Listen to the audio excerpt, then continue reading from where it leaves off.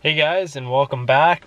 Today we are doing a clock spring replacement. After my swap, pulling the old one apart and stuff, I had replaced it already with a Dorman one, and it never really worked right. My signals were never right and stuff. Everything was centered when I put it in, but it just never really worked right.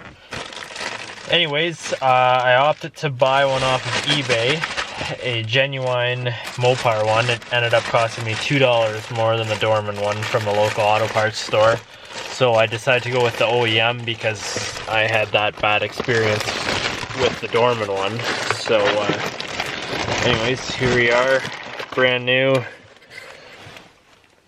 Mopar. The part number, that's the part number there if you need one. Try and get this to focus on you here. Alright, so anyways, if you're thinking you have a bad clock spring, it is probably showing on your dash a airbag light, and your cruise control is not working. So if I start this up here, you'll see that the airbag light does not go out.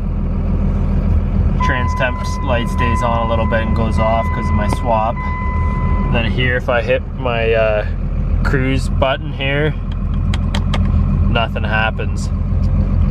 So what you want to do is, I guess, well, first, with the truck still running here, take your steering wheel and make sure your wheel's straight. So there we are. My wheel's centered. Has to be just close, guys. So anyways, center that up, and then we gotta get to tearing our column plastics off. So you're gonna need a T25 screwdriver. Take out your column plastics here and pull that off.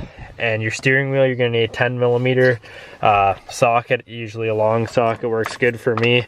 You get back here and pull out your horn out of the middle of the steering wheel. The two bolts are right here, right in behind there. There's one on each side.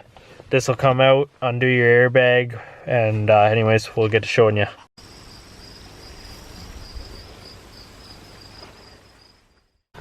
Alright, so for your horn here, you just undo that, and your airbag, you undo that.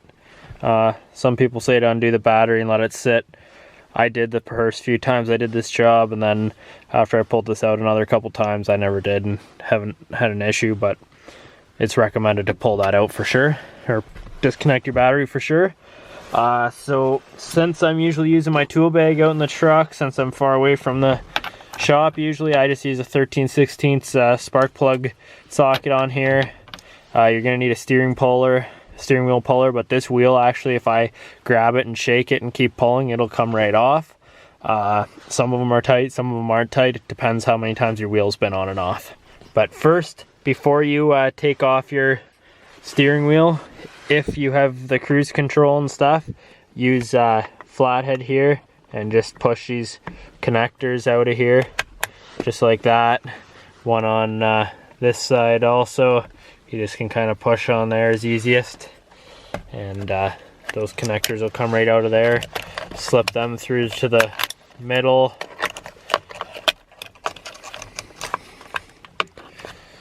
Get them behind there.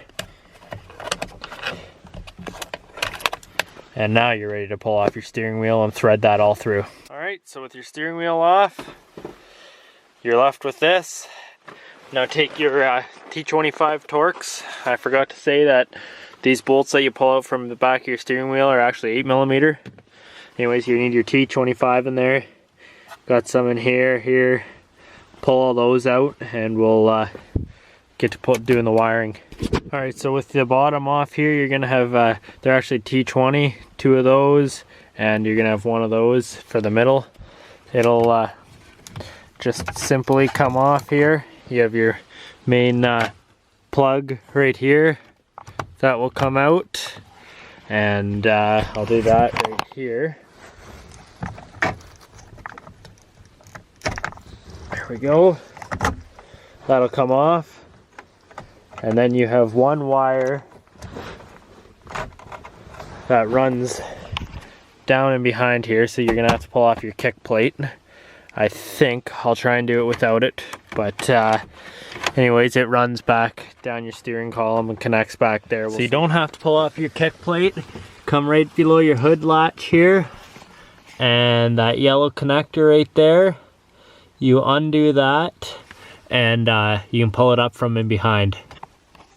So you just pull up, you see it come in behind there, you see it moving there, and you should be able to just fish it through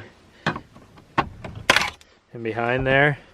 Be a little bit tricky fishing it through there, but for me to undo the kick panel, I have to undo all that crap, so I don't want to do that. Anyways, you're out. Take your new clock spring and click it into place. Alright, so that actually fished through there really well. I just slid it down in behind there. I'm just going to tuck it up underneath these wires here.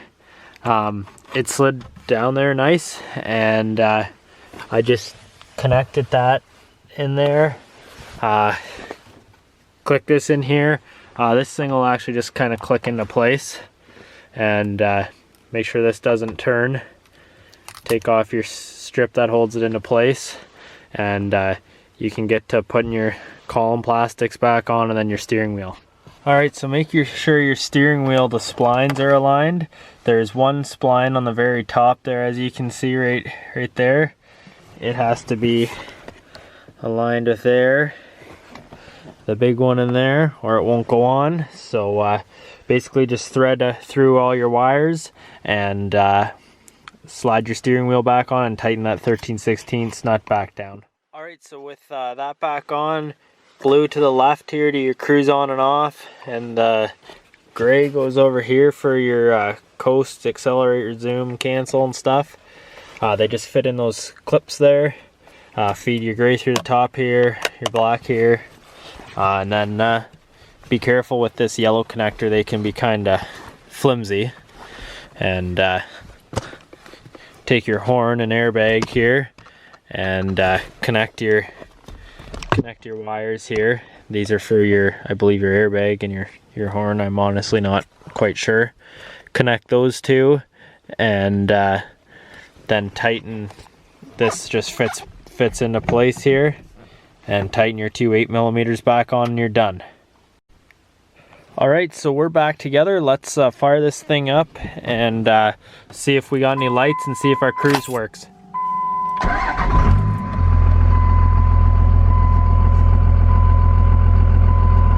There we go. No more airbag light. Let's see if our cruise works. There we go. Cruise works on and off. Perfect. That's all we will need. Alright guys, thanks for watching again. That's how to fix no cruise control and an airbag light on. And sometimes you'll hear clicking in there. That's what I heard before mine stopped working. You'll hear some click click, and then it'll stop clicking altogether and get quiet, and that's when it broke. So yeah, anyways, I hope this helped you replace the clock spring in your Dodge Ram. I'm pretty sure this is probably from 94 to 02. Should be all the same, minus if you don't have cruise control and stuff, you won't have those buttons, but it'll still cause the airbag light in some cases.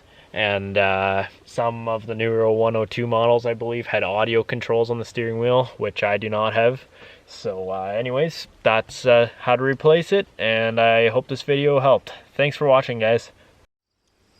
As always, guys, thanks for watching, and please give the channel a like and a subscribe. If my videos interest you, please click on my channel and check out my other videos.